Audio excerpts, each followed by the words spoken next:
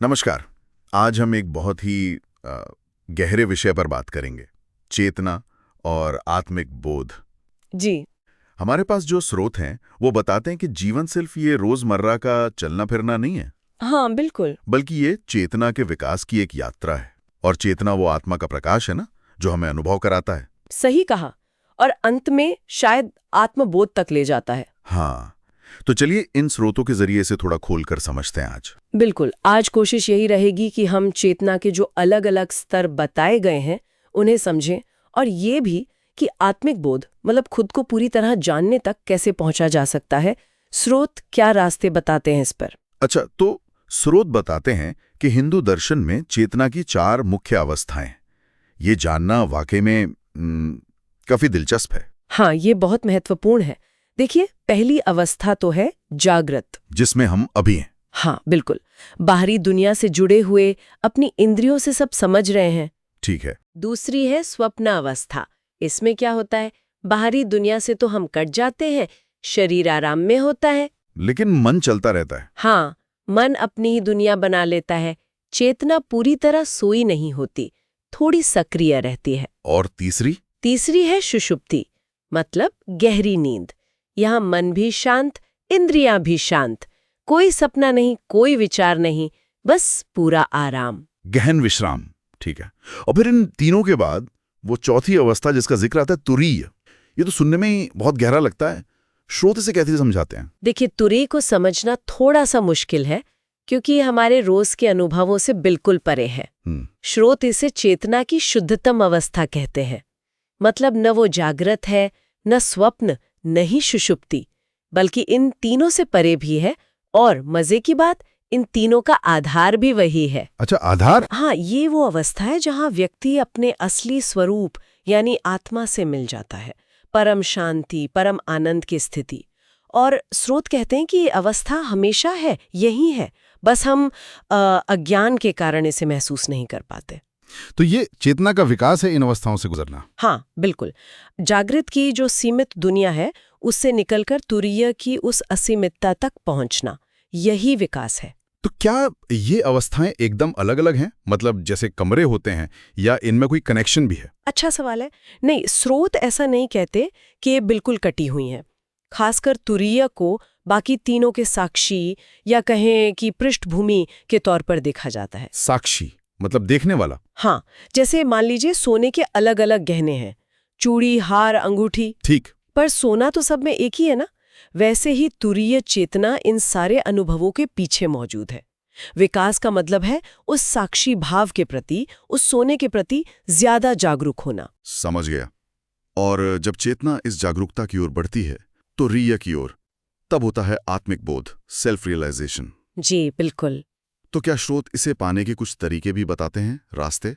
हाँ, कई रास्ते सुझाए गए हैं, जैसे ध्यान, मेडिटेशन, जिससे मन शांत होता है। योग, और योग सिर्फ आसन नहीं है, वो पूरा जीवन जीने का तरीका है। फिर है साधना, मतलब लगातार अभ्यास करना। और एक और महत्वपूर्ण बात कही जाती है, निष्काम कर्म। हाँ, बिल्कुल। फल की इच्छा किए बिना बस अपना काम करना, अपनी ड्यूटी करना। ये सारे तरीके क्या करते हैं? धीरे धीरे मन को साफ करते हैं, एकाग्र बनाते हैं, ताकि चेतना अपने असली रूप को पहचान सके। एग्जैक्टली।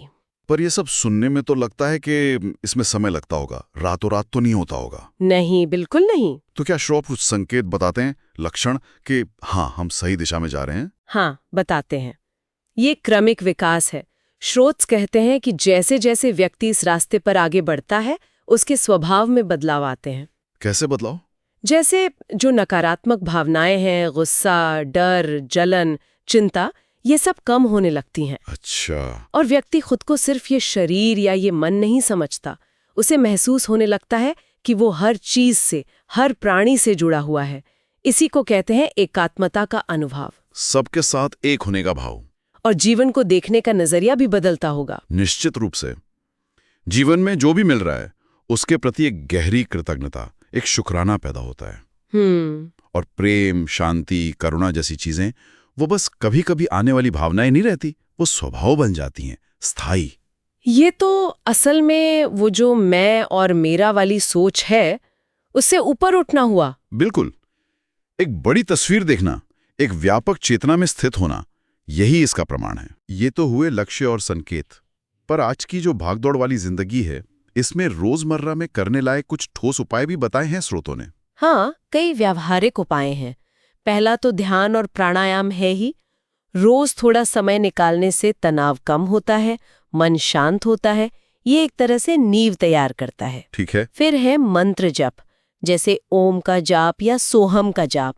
ये ध्वनियां मन को भटकने से रोककर एक जगह टिकाने में मदद करती हैं। ध्यान और मन की बात हुई, लेकिन हमारे खानपान आदतों का भी तो असर होता होगा। स्रोत कहते हैं इस बारे में। हाँ, बहुत जोर दिया गया है इस पर। सात्विक भोजन और जीवन शैली। सात्विक मतलब शुद्ध, सरल, नेचुरल खाना। और जीवन शैली? ऐसी जीवन शैली जो न तो एकदम सुस्त हो, न ही बहुत ज्यादा भाग दौड़ वाली, संतुलित।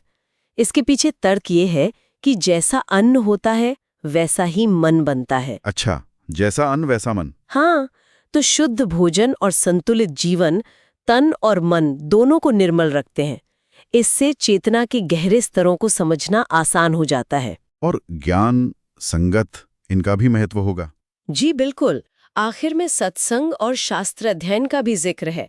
सत्संग मतलब सत्य की संगति, यानी अच्छे लोगों का साथ। हाँ, ऐसे ज्ञानी लोगों का साथ जो इस रास्ते पर चल रहे हों, या ऐसे समूह जहाँ अच्छी सकारात्मक बातें होती हों।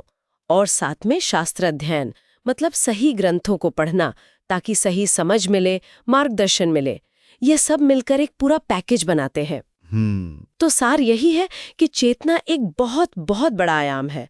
हम तो बस उसकी सतह को ही छू पाते हैं रोज की जिंदगी में। सही बात है। और आत्मिक बोध उसका शिखर हो सकता है। स्रोत हमें यही विश्वास दिलाते हैं कि लगातार अभ्यास से, सही जीवन शैली से, ज्ञान से इन ऊंची अवस्थाओं तक पहुंचना मुमकिन है। यह सिर्फ कोई कल्पना नहीं है, बल्कि एक रास्ता है जिसे अपनाया जा सकता है। तो इस सारी बातचीत का निचोड़ क्या है? एक विचार आ रहा है मन में, अगर चेतना इन अवस्थाओं और अभ्यासों से विकसित होती है, तो क्या यह जरूरी है कि हर कोई तुरीय अवस्था का ही लक्ष्य रखे? शायद नहीं। लेकिन सोचने वाली बात यह है कि इन अभ्यासों को, जैसे थोड़ा ध्यान, थोड़ी सात्विकता, थोड़ी जागरूकता, अगर हम अपनी रोज की जिंदगी में थोड़ा सा भी शामिल करें, तो क्या हम अपने अनुभवों में छोटे छोटे बदलाव महसूस नहीं कर सकते? बिल्कुल कर सकते हैं। हो सकता है बेवजह की चिंता थोड़ी कम हो जाए, या दूसरों को देखकर मन में थोड़ी ज्यादा हमदर्दी जागे। ये छोटे बदलाव भी तो शायद उसी चेतना के विकास का हिस्सा हैं, है ना? इस पर सोचना चाहिए। हाँ, ये विचार करने योग्य बात है।